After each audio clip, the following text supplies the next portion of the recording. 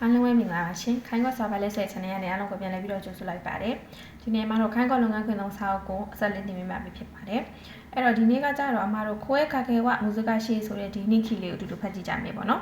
နာကအော်ဖူရိုနီဟိုင်ရာနိုင်ဒီရောရှာဆာမာကအီမတ်တော်တော်နဲ့ပေါ့နော်တော်ရုံတိုင်ဒီလိုမျိုးခွဲခါခဲလုပ်ရုံနဲ့အော်ဖူရိုမဝင်ခြင်းနဲ့ဒီရောရှာဆန်ကရှိတယ်ပေါ့နော်ပြောရမယ်ဆိုရင်တော့အော်ဖူရိုဝင်ရတာမှကြိုက်တယ်သူပေါ့အဲ့လိုလူကရှိပါရဲ့တဲ့အစမဝတာရှိဝအော်ဖူရိုကခီရိုက်တိုယူတက်ဟေယာခါရဘူဂောခီမာဆန်အမြဲတမ်းပေါ့နော်ငါအော်ဖူရိုဝင်ရတာမှကြိုက်ဘူးလို့ပြောပြီးတော့အခန်းထဲကနေပြီးတော့မထွက်လာဘူးဆိုတဲ့ပုံစံမျိုးပေါ့နော်ဆောနာတိုခီဝတာရှိဝဆန်ပိုင်းတော့တနာကဆန်နိတာစခေတေမော်ရိုင်မတ်အဲ့လိုအချိန်မျိုးဆိုလို့ရှိရင်တဲ့သူကဒီတနာကဆန်ပိုင်းကိုပေါ့နော်အကူညီတောင်းရတယ်တဲ့တနာကဆန်ကအော်ဖူရိုနိအစားဆိုးတို့ဒီရောရှာဆာမာကအော်ဖူရိုနိဟိုင်ဒီမတ်အဲ့လိုမျိုးတနာကဆန်ဆိုတဲ့ဒီဝန်ထမ်းပေါ့နော်အဲ့ဒီဝန်ထမ်းကဒီအဖိုးကြီးပေါ့နော်အဖိုးတော်ဝင်ဖို့အတွက်ဖိတ်ခေါ်တယ်ဆိုလို့ရှိရင်တော့အဲ့ဒီဖိုးရောက်ဝင်နေပေါ့ပြောချင်တာကကြတော့ကိုကဝင်နေမဲ့ထားလိုက်ပါတော့ကိုကအဲ့ဒီဖိုးရောအဖိုးတော်ဝင်ဖို့သွားပြောတယ်အဲ့ဒါဆိုရင် तू ကငါအဖိုးတော်ဝင်ရတာမကြိုက်ဘူးဆိုရင်မဝင်ဘူးဒါပေမဲ့တနာကဆန်ကသွားပြောတယ်ဆိုလို့ရှိရင်အဲ့ဒီအဖိုးကြီးကအဖိုးတော်ဝင်နေအဲ့လိုပုံစံမျိုးတနာကဆန်ကအဒီယောချာဆာမာတော့ဒိုနာရီနီဆူဝတဲ့ယူကူရီတိုဟာနာရှိခါခဲမတ်娘さんが買ってきた洋服に着替えましょうなどいろいろな話をしてお風呂に連れて行きます。いつもとても勉強になります。အဲ့တော့ဘာလို့တနာခဆန်ကြတော့ဘယ်လိုမျိုးခွဲခါခဲ့လို့လဲဆိုတော့သူရဲ့ဒီအဖိုးကြီးရဲ့ဘေးမှာဖရဲ့ဘေးမှာပေါ့နော်ဒီရီယောရှာဆန်ရဲ့ဘေးမှာထိုင်လိုက်ပြီးတော့ဖြည်းဖြည်းလေးသူကစကားပြောတယ်အတေးချာစကားပြောတယ်ပေါ့ကွယ်ပြီးတော့လို့ရှိရင်တော့နင်းဒီကနေသမီးကဝယ်လာပေးတာနေသားကဝယ်လာပေးတာဥပ္ပဆိုတော့ငါတို့အဖုတော်ဝင်ပြီးတော့ဒီဝယ်လေးငါတို့ဝတ်ကြရအောင်ပေါ့အစားသဖြင့်ဒီလိုမျိုးပေါ့ဒီရောချဆန်ကအဖုတော်ဝင်ချင်းလာအောင်လို့သူကခွဲခါခဲလုပ်တတ်တယ်ဆိုတဲ့ပုံစံမျိုးပေါ့နော်အဲ့လိုမျိုးလုပ်ပါရဲ့တဲ့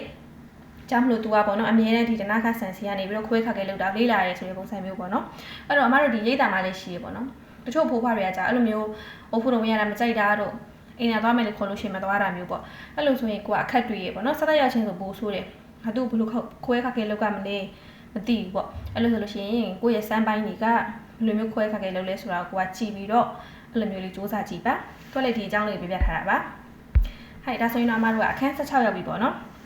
ဒီဆောက်ကအခန်း20အထိလာမသိရှိရပါတိတ်မကြံတော့ပါဘူးအခန်း16ကကြတော့ဆေးရောခိုင်းကြောဆိုတာကြတော့ဒီတန်ရှင်းရေးကိုပဲပြောမှာပေါ့နော်ခန္ဓာကိုယ်တန်ရှင်းတာတကူရေးတန်ရှင်းတာပြီးတော့လို့ရှိရင်ဒီကိုယ်ရဲ့မျက်နှာကိုတန်ရှင်းလောက်တာအခန်းတန်ရှင်းကိုပြောတာမဟုတ်ဘူးเนาะကိုယ့်ရဲ့မျက်နှာကိုတန်ရှင်းလောက်တာပြီးရင်သွားတိုက်တာဣတေပါဖြုတ်တာဆေးတာဒီလိုအရင်နဲ့ပတ်သက်တဲ့ဟာကိုမတို့ကလေ့လာမှာဖြစ်ပါတယ်ဒီယောရှာနော်မီဒါရှိနာမီကိုတိုနိုအေမတ်မီဒါရှိနာမီဆိုတာကပုံမှန်တွင်ပြင်အသွင်ပြင်ပေါ့နော်ဒီဖိုးဖရဲ့အသွင်ပြင်တွေကိုတွေကဒါဆဆာရေးလုပ်ပြရမှာပဲပေါ့နော်စေကေစနစ်စုတုခုတ်တိုဝမျိုးခီကိုရောဖို့ရှိမတ်စေကေစနစ်စုတုအာကာရူခီမိုချီနီနာရီမတ်စေယောခိုင်ကျော်ဝခိုမာဂိုင်ဂီဂျစ်ဆိုဝဟီဆိုယောဒက်အဲ့တော့ပေါ့နော်ဒီအဖိုးဖတွေရဲ့မီဒါရှိနာမီဆိုတဲ့ပုံမှန်တွင်ပြင်တွေကိုတို့တွေကလုပ်ပေးရပါမယ်ပေါ့နော်တန်တန်ရှင်းရှင်းဖြစ်အောင်ကိုယ်တွေကစစားရေးလုပ်ပေးရမယ်တန်ရှင်းတယ်ဆိုလို့ရှိရင်တဲ့တန်ရှင်းနေဆိုတာကဒါကတော့အကုန်လုံးသိမယ်ထင်ပါတယ်ယောဂါတွေကိုဒါကာကွယ်ခြင်းတစ်မျိုးပဲပေါ့နော်ဒီပုံမှန်ချိုးတယ်ခန္ဓာကိုယ်တန်တန်ရှင်းရှင်းနေမယ်ဒါဆိုရင်ဒီရှားနာပေါက်တာတွေဘာတွေကိုကာကွယ်ခြင်းတစ်မျိုးပဲပြီးရင်ဒီလိုမျိုးတန်ရှင်းနေဆိုလို့ရှိရင်စိတ်ကလည်းဘာဖြစ်လဲဆိုတော့လန်းဆန်းနေအဲ့လိုမျိုးပေါ့နော်ဒီအဖိုးဖွားတွေကိုဒီစိတ်ကဆိုလုပ်တဲ့စိတ်ရောလုပ်တဲ့ခါမှာကိုကြီးပေးတဲ့ခါမှာဆိုလို့ရှိရင်လေပေါ့နော်ဒီဂီဂျစ်ဆိုတာလိုအပ်ပါရဲ့တဲ့အဲ့တော့ဘာတွေကိုတတိထားမလဲဘာတွေကိုလောက်ကမလဲဆိုတဲ့ဟာကိုပြပြပေးပါမယ်အဲ့တော့အမအတန်ဖိုင်မဖွင့်ပြတော့ပေါ့နော်သူကဒီဟာကကြတော့နည်းနည်းလေးဘယ်လိုပြောမလဲဆိုခိုင်းဝများရည်ဒီအခန်းလေအဲ့တော့အမတချို့ခါလေးဆိုလို့ရှိရင်တော့တိတ်မပြောတော့ဘဲနဲ့ကြောသွားပြီပေါ့နော်မင်းသားဆန်တို့လည်းဒါပုံမှန်ဂျပန်စာလေးပဲရှိရလို့ဆိုလို့ရှိရင်ဒါတွေကလွယ်ရဖြစ်ပါတယ်ဟဲ့ဒါဆိုလို့ရှိရင် Royal Sun ဆိုတာကြတော့ဝင်နေ Suki Sun ဆိုတာဒီအဖိုးကြီးပေါ့နော်သူကတဲ့ဒီ Omago Sun ဆိုတာသူ့ရဲ့မြီးပေါ့အဖိုးကြီးရဲ့မြီးရလာမှာမို့လို့ဒီစပင်ကိုပေါ့နော်ခိတဲ့နေလို့ပို့တဲ့ခွေးခါခဲလုပ်မယ်ဆိုတဲ့အကြောင်းအဲ့တော့ Suki Sama konnichiwaこれからOmago Sun がいらっしゃいます髪を整えましょうありがとうできるところはお願いしますပေါ့ဒါဝင်တဲ့အတောင်းဆိုတာပေါ့နော်နင်းလုံနိုင်တဲ့နေရာလေးတွေကိုနေမတန်နေလုပ်ပါဆိုတဲ့ပုံစံမျိုးအဲ့တော့လုံးနေတဲ့နေရာတွေကိုသူတို့ကသူတို့လောက်ခိုင်းရမယ်အဲ့ဒါကိုလည်းမှတ်ထားပေးပါအဲ့ဒါပြီးတော့လို့ရှိရင်ကိုကကြတော့ဒီအဖိုးကြီးကိုပေါ့နော်ဒီ B ကိုကန်ပေးလိုက်တယ်မီကီနိုဟိုကတည်းကနိုင်တဲ့အဖိုးကြီးကဒါဆိုရင်သူမလုံနိုင်ဘူးဒါဆိုရင်ကိုကဘာလုပ်ရမလဲကူညီရမယ်はいお手伝いします髪が綺麗ですねありがとうこれでいいですかဆိုပြီးတော့ကိုက ဒီတို့မှန်ပေါ့နော်တဲခါကမီနဲ့မီဆဲလို့ဆိုတာကသူတို့ကဒီလိုမျိုးလုပ်ပြီးသွားရဆိုလို့ရှိရင်ဟိုက तू ကမလုပ်နိုင်တဲ့အရာကိုကိုကကူညီလိုက်တယ်ပေါ့ဒါဆိုရင်ဒီပုံစံကို तू ကြိုက်လားဆိုတော့ဟာသူ့ကိုမှန်ကြည့်ခိုင်းတာမျိုးပေါ့နော်ဒါမျိုးလုပ်ပြီးတော့ဒီအဖိုးကြီးကိုခက်ခွနေလောက်ခိုင်းရမှာပေါ့ဟဲ့ဒါကတော့ဒီအကြောင်းရေးထားတာပါဒါဆိုလို့ရှိရင်မတို့ဒီမှာ point 2ဆိုတဲ့ဟာကိုလေ့လာကြပြီဒါကအရေးကြီးလို့ပြောထားတာပေါ့နော်အဲ့တော့ဂျွန်ဘီကဘာတွေလောက်ကမလဲဆိုလို့ရှိရင်အမတို့က B ပေါ့နော်ပြီးတော့လို့ရှိရင်တာအုပ်လို့ဆိုတာဥမာမှာမျက်နှာရည်တွေကိုဒီတုတ်ချင်နေဆိုလို့ရှိရင်တာအုပ်လို့ပေါ့ပြောလို့ရှိရင်တော့မှန်လေးပေါ့နော်တဲကကိုင်းပြီဆိုတာကြတော့လက်ကင်မှန်လေးကိုပြောတာဒီရောရှာကတဲ့ခိနိုင်တခုတော့ destination must ဒါတော့မင်းနာဆန်အကုန်လုံးသိမယ်ထင်ပါတယ်သူတို့မလုံနိုင်တဲ့ຢာတွေကိုထို့တွေကကူညီပေးရမယ်ခုရှိတဲ့ဝရရှင်ကိုဆိုလို့အတမနောခေခိုကယခုနာရီမတ်အဲ့တော့ခေါင်းမှာပေါ့နော်အမတို့ဒီဘီးနဲ့ဖိလိုက်တယ်ဆိုလို့ရှိရင်ဒီခေါင်းကသွေးကြောလေးတွေလည်းပတာကောင်းနေဆိုတဲ့ဟာမျိုးသူကရေးပေးထားတာပါခိုက်တာဆိုအမတို့ခွဲခါကနေမဲ့နှစ်ပေါ့နော်ခွဲခါကနေမဲ့နှစ်ကကြတော့အာဆာအိုကီတာဘကာဒီနော်ဆူကီဆန်နီအာဆာနောအိုင်ဆာဆိုရှိမတ်ခိုရခါရဆမ်မန်နိုင်မတဲ့ယူရိုရှတဲ့ခါကိုအာရတဲ့မိုရိုင်းမတ်ရိုဆန်ဝတ်အီချီဘူအိုတက်စဒိုင်ရှိမတ်ဒါဆိုရင်မနဲ့အဲ့ရထားကကြဆူကီဆန်ပေါ့နော်ဒီမနဲ့ခင်းမှာမတို့အိုင်ဆက်လုံးမယ်ပေါ့ဒါကတော့အကုန်လုံးသိမယ်ထင်ပါတယ်ပြီးတော့လို့ရှိရင်မတို့သူ့ကိုဆမ်မန်နိုင်ကိုခေါ်သွားပြီးတော့သူ့ကိုမျက်နှာကိုတစ်ခိုင်းမယ်ဒါကိုဝန်ထမ်းကလည်းအီချီဘူခိုင်းတော့ဆိုတော့သူလိုအပ်တဲ့နေရာလေးတွေကိုကူညီပေးမယ်ပေါ့おはようございますおはようございますสุกิ様体調はどうですかสุกิさんရဲ့နေ体調ကဘယ်လိုလဲပေါ့ချောရှိဝမမကနာအဲ့တော့ချောရှိဝမမကနာဆိုတာပုံမှန်ပါပဲဆိုတဲ့ဟာမျိုးပေါ့နော်ခောက်အတိုင်းမှာရှော့မျက်နှာတည်ကြရအောင်ဟိုနေခိုင်းရှိမတ်ဇမန်ကျော်မတဲ့ကိုအန်နိုင်ရှိမတ်ဟီဒါရီတဲ့တက်စရီစခါမတဲ့ခရာဆိုင်အပိတလေးရှင်းကြတော့ဒါချီယာကတဲ့မိုရိုက်အီစနီဆိုဝတ်တဲ့မိုရိုက်ဟီဒါရီတဲ့ဟီဂျီခါခဲနိစကားမတဲ့ခရာဆိုင်ပေါ့ဒါဆိုလို့ရှိရင်ဒါကတော့လွယ်တယ်အကုန်လုံးရမယ်ထင်တယ်ပေါ့နော်ဒါသူဆမ်းမန်နိုင်ကိုယူရိုလုပ်ပြီးတော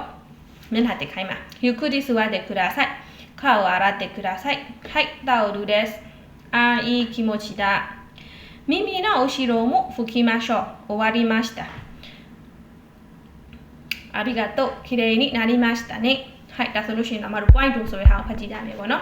朝起きてすぐはフランス記に注意しますအဲ့တော့မနက်ခင်းအရာထကစားမှာအိတ်ချီမှုတူဖြစ်နေတဲ့အခါမှာဒါဖိုးဖွားတွေမှာမဟုတ်ပေါ့နော်ကိုရီဆိုလည်းဖြစ်တယ်မလားတင်းင်းနေရာမျိုးအဲ့လိုမျိုးဖြစ်တာမျိုးပေါ့နော်ဖူရာဖြစ်တဲ့ဆိုလို့ရှိန်သလိုရိုင်းသလိုလေးဖြစ်နေခန္ဓာကိုယ် balance ကနည်းနည်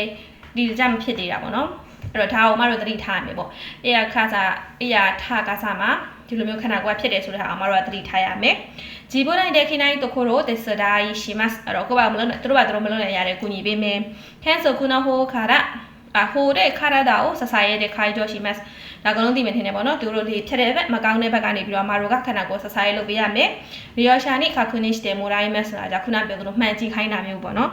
်ဒီလိုမျိုးဆိုအဆင်ပြေလားဆိုပြီးတော့သူတို့ကိုခါခုနစ်လောက်ခိုင်းရမှာပေါ့အဲ့ဒါဆိုနောက်တစ်ခုထပ်သွားမယ်ပေါ့နော်နောက်တစ်ခုကကြတော့教室で教室でのဟိခဲဆိုဒီအခန်းထဲမှာဒ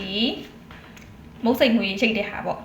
ロエンさんがスーキさんに声かけをしてヒゲ剃りをします。スーキさんには自分でやってもらいます。一部だけ手伝いします。ဒါဆိုရင်ဒီအဖိုးကြီးကသူ့ဘာသာသူဟိခဲဆိုဒီကိုလုပ်မှာပေါ့နော်